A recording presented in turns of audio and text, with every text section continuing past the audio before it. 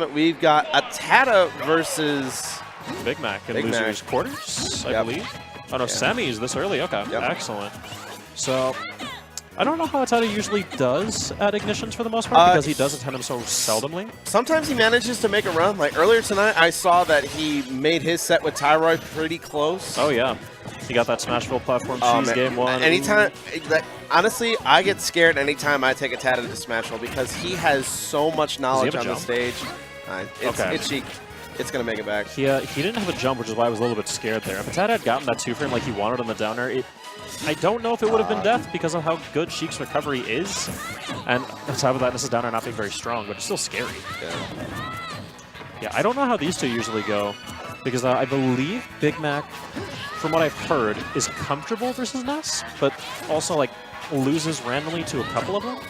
Yeah, and this is definitely one of those Nesses where you cannot sleep at all because ATATA is he's an online fiend. He's a Wi-Fi warrior. He knows lots of matchups, and also that's that's his ace in the hole right there. But it kind of worked against him. Big Mac just called it out. Yeah, I mean he knows because ATATA really likes it when people are up on Smashville platform because that's when he can get those super early Ness kills. Like if it's going all the way to the left, if you're on that platform, you need to be aware of your positioning because ATATA is so good at just sharking underneath and getting either the forward throw or the forward air chains, and you die at 14%, like he just showed at like he showed earlier tonight when he went against Thyroid. I'm just so surprised that Big Mac had the knowledge to call that out because the most technical Ness really gets is those down air A-lands, which cancels the lag, allows him to get those grabs very easily. Is that dead? Oh my! That is. He killed him twice at jumper, 80. man. He killed him twice at 80. He grabbed him on the first platform, and he died so early that I was just so shocked. So both of those were Smashville positioning at its best. The first one was back throw, and it was a DI mix-up. And because he was so close to the side, all Sheik had to do was forward air, and, dead at 90. That one, that was, I get the extension off of the platform. It puts me up high at the blast zone. I'm already at 99%. That's rage up air. That's dead at 86. That is the strength of Big Mac coming out because Big Mac is a notably incredibly aggressive player. He is always fiending for those max damage combos. It's the sort of thing where playing against Big Mac, I've had some experience, and he's the sort of player where if he goes for like a down throw, up air dodge read mix-up, 9 times out of 10, he's just going for the up air. He does not like to wait. He likes to press his advantage. He's like making you question whether or not he's actually going to do it. He's just... Watching Big Mac play is so fun because he's just always so quick on the trigger. He's always moving. He's so exceptional. Like the campiest you'll ever play is just playing needles. And even then, that's just because Sheik and even then, he doesn't really do that for a while anyway. He usually gets right back into it after he camps for a little bit. You see ATATA trying to make something big happen with a forward smash right there, but not quite going to get it. Now he's off stage again. This could be stock. I'm not sure what that nair actually was from ATATA. Maybe you thought he could catch Big Mac going off stage on stage pipe? Maybe. Also, I think Big Mac had a little bit of a error on his end too because I saw the grenade come out and it was reversed. I believe he tried to grab the ledge of the grenade actually. And, oh, that was so close because Sheik is very light. She will die to up air this percent. Nice tech. Coming back. Yep. And there's the up air. You cannot sleep on that up air. It is disjointed. It is incredibly powerful, and it almost never trades. It will always win. It's got a lot of priority on it. It's one of those moves where it's one of Ness's aces in the hole. Oh yeah. If Ness wants to land, you can just throw that out, and you have to respect it, or else if you're at that kind of high percent, you just lose your stock because there's very little you can actually do to counter it. Because on top of being incredibly strong, it is safe on block if spaced correctly. It's a ridiculous move, like in every sense of the word. It's one of the few things Ness really has going for him.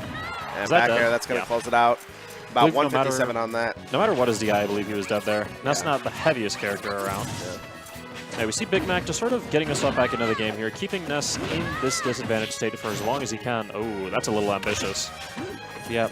Big Mac is playing against Ness the way he should be, keeping him off stage. Yeah, just keeping him stuffed and keeping him in that kind of position. Try to keep extending it with the Smashville platform, but... Oh, yeah. Because ATATA's recoveries are so... They're very mix-up heavy. They're very interesting to watch, but at the same time, it's like she can cover multiple options whenever she wants to in a couple different ways. Like Big Mac, he's just not giving ATATA the openings he really needs to make something big happen. We see him fishing for those PK Thunders now. He's not really setting himself up for the PK Thunder 2 unless it's a Big Mac like rolls behind him for some reason. Yeah. But it's still threatening. It can deal damage, does a lot off stage. That's, yeah, and that's going to be it. Wow. I wonder if he got the best DI on the throw itself. Yeah, it looked like he DI'd in, yeah. It isn't real. Like, forward throw bouncing fish at higher percents like that is never true. It's always a mix-up. Yeah, DI like that, I think that was one of those situations where ATATA was kind of caught off guard, so he ended up DIing in a little bit.